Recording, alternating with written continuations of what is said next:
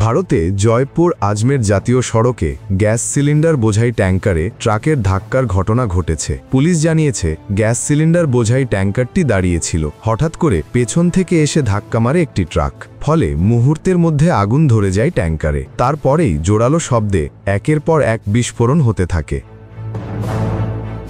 মঙ্গলবার ৭ই অক্টোবর রাতে এলপিজি সিলিন্ডার বোঝাই একটি ট্রাকে অগ্নিকাণ্ডের জেরে আতঙ্কের পরিবেশ তৈরি হয় সানওয়াড়া এলাকায়। পরপর বিস্ফোরণের জেরে জাতীয় সড়কে ৭টি গাড়ি সম্পূর্ণরূপে পুড়ে গেছে। কয়েক কিলোমিটার দূর থেকে শোনা গেছে বিস্ফোরণের শব্দ। প্রায় ১০ কিলোমিটার দূর থেকে দেখা গেছে আগুনের লেলিহান শিখা। জয়পুরের আইজি রাহুল প্রকাশ জানিয়েছেন, এই ঘটনায় ট্যাঙ্কারের চালকসহ ২ থেকে ৩ জন আহত হয়েছেন। স্থানীয় বাসিন্দারা জানান, অনেক দূর থেকেও বিস্ফোরণের শব্দ শোনা গেছে। ঘটনার বেশ কিছু ছবি এবং ভিডিও ভাইরাল হয়েছে সোশ্যাল মিডিয়ায়। পুলিশ জানিয়েছে, জাতীয় সড়কের ওপর সিলিন্ডার বোঝাই ওই ট্রাকটি ভুল জায়গায় পার্ক করে তার চালক রাস্তার পাশের একটি দোকানে খাবার খেতে যান। সেই সময় পেছন থেকে একটি ট্রাক তাতে ধাক্কা মারে।